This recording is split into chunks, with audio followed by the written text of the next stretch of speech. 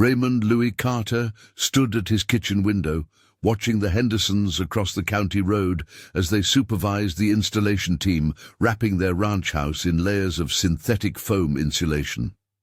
The November wind carried fragments of their conversation about R-values and energy efficiency ratings, terms that meant nothing to a man whose grandfather had built the original Carter homestead with nothing but lodgepole pine, chinked clay, and the kind of patience that modern Wyoming seemed to have forgotten. The 73-year-old rancher turned away from the window and walked through his house, running weathered fingers along walls that had stood for 87 years without a single modification to their original construction. Thick log walls, carefully selected and seasoned for 3 full years before his grandfather had notched them into place. Double-thick mud chinking mixed with prairie grass that expanded and contracted with the seasons, sealing gaps naturally. A foundation of native stone quarried from the hills behind the property, each piece fitted by hand without mortar, allowing for the subtle movements that came with freeze and thaw cycles. His neighbors had been polite about their suggestions at first. Martha Henderson had mentioned how much money they were saving on heating bills since adding the new foam insulation. Bill Morrison from the adjacent ranch had stopped by in September to share information about federal energy efficiency rebates, explaining how Raymond could modernize his heating system and insulation for almost no out-of-pocket cost. Even his nephew David had driven up from Cheyenne with brochures and contractor estimates, arguing that a man Raymond's age deserved to be comfortable in his retirement. But Raymond remembered things his neighbors had chosen to forget. He remembered the chemical smell that had filled Sarah's lungs on that February night in 1991, when the synthetic insulation in their original bedroom wall had ignited from a faulty electrical connection. He remembered how the modern materials had burned faster and hotter than anyone had expected, releasing toxic smoke that turned their small bedroom into a death trap in less than 4 minutes. The fire department had found Sarah collapsed just 3 feet from the bedroom door, overcome not by flames but by the fumes from melting foam and synthetic batting that the installation company had promised would make their home safer and more energy efficient. The official report had blamed the electrical fire on old wiring, but Raymond knew better. The old log walls would have contained that electrical malfunction, might have smoldered for hours and given them time to wake up and respond. Instead, the chemical insulation had accelerated everything, turning a minor electrical problem into a fatal inferno. Since that night, Raymond had stripped every piece of modern insulation from the house, returning the walls to their original configuration and vowing never again to trust materials that came from factories instead of the land itself. His neighbors interpreted this decision as the stubborn eccentricity of an old man struggling with grief. They watched him repair chinking with traditional mud and grass mixtures while they upgraded to spray foam. They observed him splitting wood for his cast-iron stove, while they installed high-efficiency furnaces with electronic controls. When the topic came up at the monthly Grange meetings, they spoke about Raymond with the kind of gentle condescension reserved for relatives who refused to accept helpful advice. Martha Henderson had been particularly persistent, explaining how their new insulation maintained steady indoor temperatures without the constant wood burning that filled Raymond's house with smoke and ash. She had calculated that he was probably spending 3 times more on heating than necessary, burning through countless cords of wood that could be better used for other purposes. Her husband Dale had offered to split the cost of a basic insulation upgrade, suggesting that even a minimal improvement would make Raymond's winters more manageable. But Raymond continued his autumn ritual of preparing for winter the way his grandfather had taught him. He selected only the driest hardwood, splitting it into precise sizes and stacking it in geometric patterns that allowed air circulation while shedding moisture. He gathered clay from the creek bed behind his property, mixing it with prairie grass cut at exactly the right stage of maturity, when the stems contained optimal fiber content for binding. He checked every chink in his log walls, repairing gaps with meticulous attention to traditional techniques that accounted for wood expansion and seasonal settling. The first serious cold snap arrived in mid-December, dropping temperatures to 15 below zero for 3 consecutive nights. Raymond's neighbors cranked up their thermostats and received their first shocking utility bills of the winter. But their houses remained warm and comfortable with minimal effort. Raymond spent those nights feeding his wood stove every few hours, maintaining just enough heat to keep his pipes from freezing, while wearing layers of wool clothing inside his own house. Bill Morrison stopped by after the cold snap to check on Raymond, finding the old rancher splitting wood in his barn while wearing a heavy coat that suggested his house had been inadequately heated. Bill mentioned again how much more comfortable Raymond would be with modern insulation, emphasizing that nobody needed to live like a pioneer in the 21st century. He offered to loan Raymond a space heater to supplement his wood stove, expressing genuine concern about an elderly man trying to heat such a large house with 19th century methods. Raymond thanked Morrison for his concern, but declined the space heater, explaining that his heating system worked exactly as intended and that he preferred the reliability of wood heat to the vulnerability of depending on electrical systems. Morrison left shaking his head, convinced that Raymond's pride was preventing him from accepting reasonable help that would improve his quality of life significantly. The weather held steady through Christmas and New Year's, with typical winter conditions that tested heating systems without pushing them to their limits. Raymond's neighbors settled into comfortable routines, adjusting their thermostats as needed and paying utility bills that seemed reasonable given the convenience and comfort of their modernized homes. Their synthetic insulation performed exactly as advertised, maintaining consistent indoor temperatures with minimal energy loss and maximum efficiency. Raymond continued his daily wood-splitting routine, maintaining a supply that would last through the worst weather Wyoming could deliver. He repaired chinking where winter wind revealed minor gaps, using techniques that had proven themselves through decades of thermal cycling. His house remained cold by modern standards, but comfortable enough for a man accustomed to seasonal variations and the rhythm of heating with solid fuel. The first indication of unusual weather came in mid-January, when the National Weather Service issued advisories about an Arctic air mass developing over northern Canada.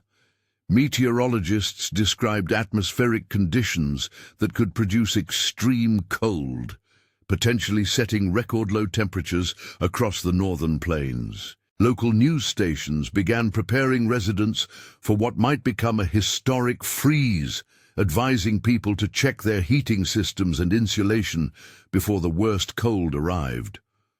Raymond's neighbors took these warnings seriously, scheduling furnace inspections and purchasing emergency supplies in case their heating systems failed. Martha Henderson had her insulation contractor return to seal some gaps they had missed during the original installation, ensuring maximum thermal efficiency before the predicted cold arrived. Dale Morrison upgraded his furnace's electrical connections and bought a backup generator, preparing for power outages that might accompany severe weather. Raymond made no special preparations beyond his normal winter routine. He split an extra cord of wood and checked his chimney for any obstructions, but otherwise maintained the same practices that had carried him through 40 previous Wyoming winters. His confidence in traditional methods had been reinforced by decades of experience, including several cold spells that had tested every heating system in the county. The Arctic blast arrived on January 20th with a vengeance that surprised even experienced meteorologists. Temperatures plunged to 38 below zero by midnight, with wind chills reaching -55 degrees. The cold was so extreme that exposed skin would freeze in less than 5 minutes, and the wind cut through any protection that wasn't absolutely windproof. Power lines contracted and snapped under thermal stress, while natural gas supplies struggled to maintain pressure as demand peaked across the region. By dawn on January 21st, most of Laramie County was without electrical power.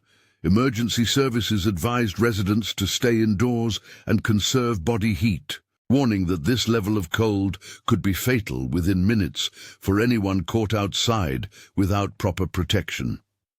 The temperature continued dropping throughout the morning, reaching a record-breaking -43 degrees by noon, with winds that made the air feel even more deadly.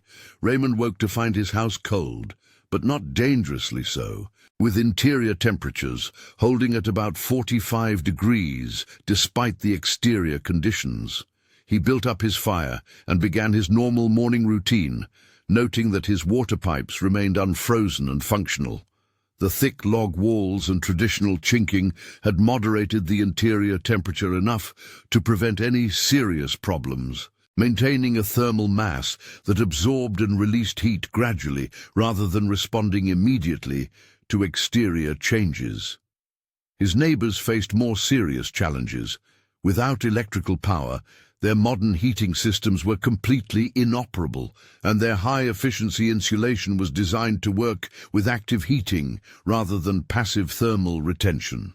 The Hendersons' house, wrapped in synthetic foam insulation, had no thermal mass to moderate temperature swings, and began losing heat rapidly once their furnace stopped running. By afternoon, interior temperatures in their house had dropped to near freezing. Despite insulation that should have prevented heat loss, Bill Morrison tried starting his backup generator, but discovered that the extreme cold had thickened his engine oil beyond the equipment's starting capabilities. His high-efficiency furnace required electrical power to operate its electronic controls and circulation fans, making it completely useless during the power outage. The synthetic insulation in his walls had created such an airtight envelope that his house had no natural air circulation, causing humidity to condense and freeze on interior surfaces as temperatures dropped. Raymond maintained his fire throughout the day, burning seasoned hardwood that released steady heat without the temperature spikes that might crack his cast iron stove.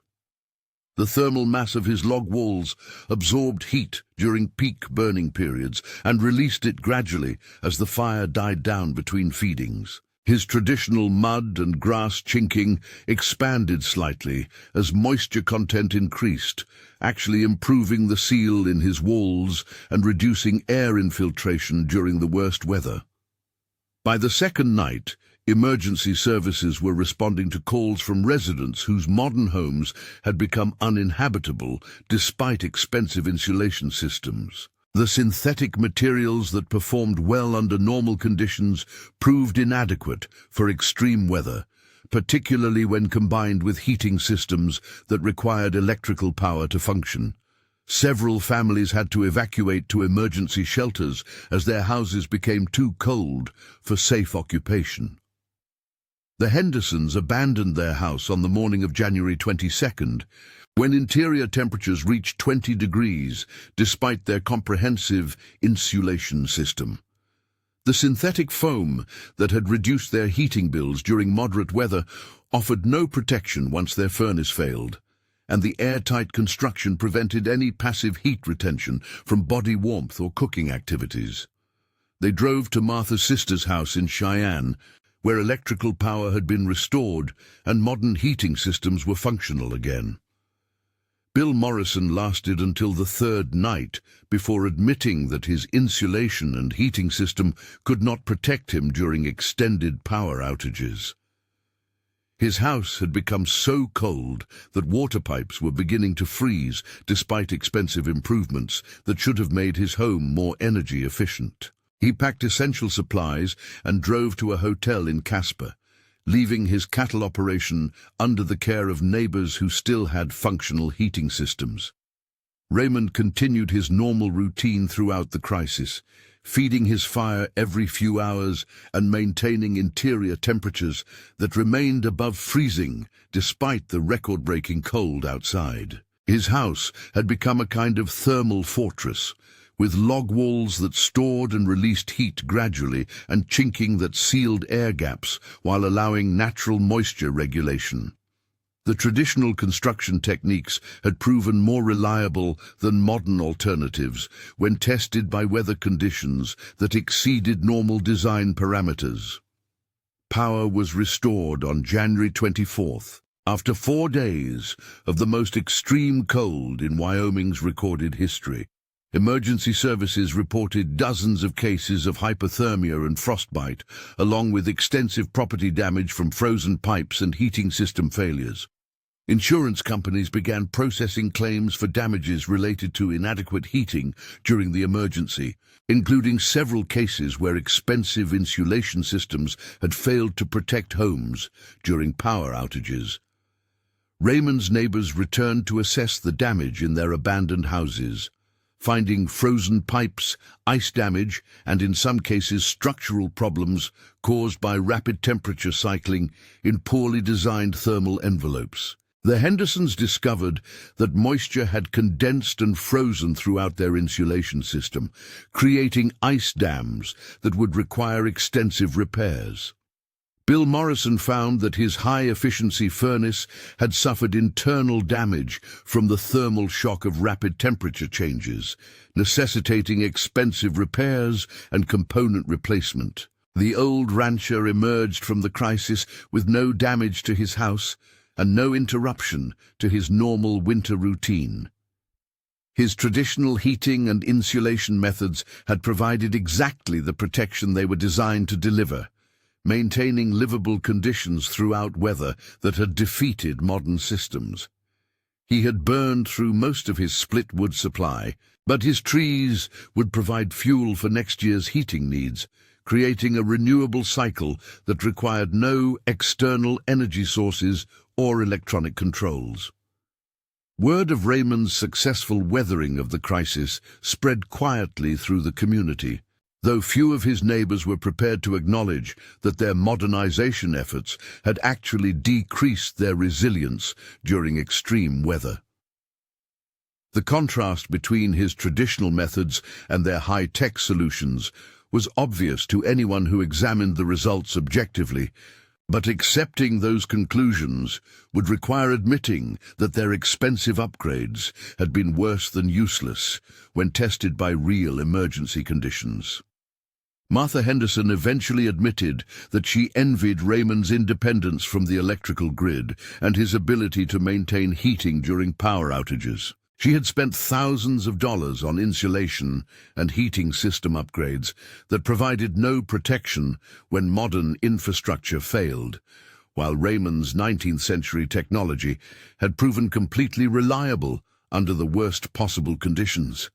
But she could not bring herself to abandon her comfortable modern lifestyle for the daily labor that Raymond's methods required. Bill Morrison began researching backup heating systems that could operate without electrical power, acknowledging that his expensive modern equipment had fundamental vulnerabilities that traditional methods avoided entirely. He considered installing a wood-burning stove as emergency backup, though he lacked Raymond's knowledge of traditional construction techniques and fuel management practices. The learning curve for traditional methods seemed too steep for a man accustomed to thermostatic control and automatic systems. Raymond never mentioned the irony of his neighbor's situation or suggested that they should have listened to his warnings about modern materials. He continued splitting wood and maintaining his house exactly as he had before the crisis, content with the validation that nature itself had provided for his traditional approach. His methods had been tested under extreme conditions and proven superior to expensive modern alternatives, but he felt no need to publicize that conclusion or convince others to change their practices. The journals he kept during those extreme weather days recorded detailed observations about thermal performance, chinking behavior, and wood consumption rates under various temperature conditions. His notes documented the gradual warming of thermal mass during peak burning periods and the slow release of stored heat as fires burned down overnight. He recorded the slight expansion of mud and grass, chinking as moisture content increased, noting how this natural response actually improved wall sealing during cold weather. These technical observations would have interested heating engineers and building scientists had Raymond chosen to share them with academic researchers or industry professionals. His empirical data about traditional construction performance under extreme conditions contradicted several assumptions built into modern building codes and energy efficiency standards. But Raymond had no interest in academic validation or professional recognition for methods that his grandfather had considered simple common sense. The severe weather had demonstrated that resilience and efficiency were different qualities that sometimes conflicted with each other. His neighbor's modern insulation systems were highly efficient under normal operating conditions, minimizing heat loss and reducing energy consumption when combined with active heating systems. But efficiency meant nothing when power outages disabled the active systems that modern insulation was designed to supplement rather than replace. Raymond's traditional methods were less efficient by modern standards, requiring more fuel and more labor to maintain comfortable temperatures during normal winter weather. But they provided complete independence from external energy sources and infrastructure, creating resilience that proved invaluable when extreme weather tested the limits of conventional systems. The thermal mass and natural materials in his house had moderated temperature swings and provided passive heat retention that required no external support to function effectively. As winter progressed toward spring, Raymond noticed that his neighbors had become more polite about discussing home heating and insulation options. The confident recommendations about modern materials and energy efficiency had been replaced by respectful acknowledgement that his traditional methods had proven their value under challenging conditions. No one suggested that he should upgrade his insulation or modernize his heating system, though they continued using their own modern equipment despite its demonstrated vulnerabilities. The experience had taught Raymond that validation sometimes came through endurance rather than argument. His decision to maintain traditional construction methods had been vindicated by practical results rather than theoretical debates, proving that some knowledge could only be tested through direct experience with unforgiving natural conditions. The extreme weather had functioned as an impartial judge, evaluating different approaches to winter survival without regard for cost, convenience, or modern expectations. His confidence in traditional methods had been reinforced by their performance under the worst possible testing conditions Wyoming weather could provide. The knowledge passed down through generations of ranchers had proven more reliable than contemporary building science when measured against the ultimate standard of keeping people alive and comfortable during life-threatening weather. This validation satisfied something deeper than pride or stubbornness in Raymond's character, confirming that his lifetime of learning traditional skills had genuine practical value. The old cowboy continued his spring preparations with renewed appreciation for the wisdom embedded in traditional practices, knowing that his methods had been tested by nature itself and found adequate for whatever challenges future weather might bring.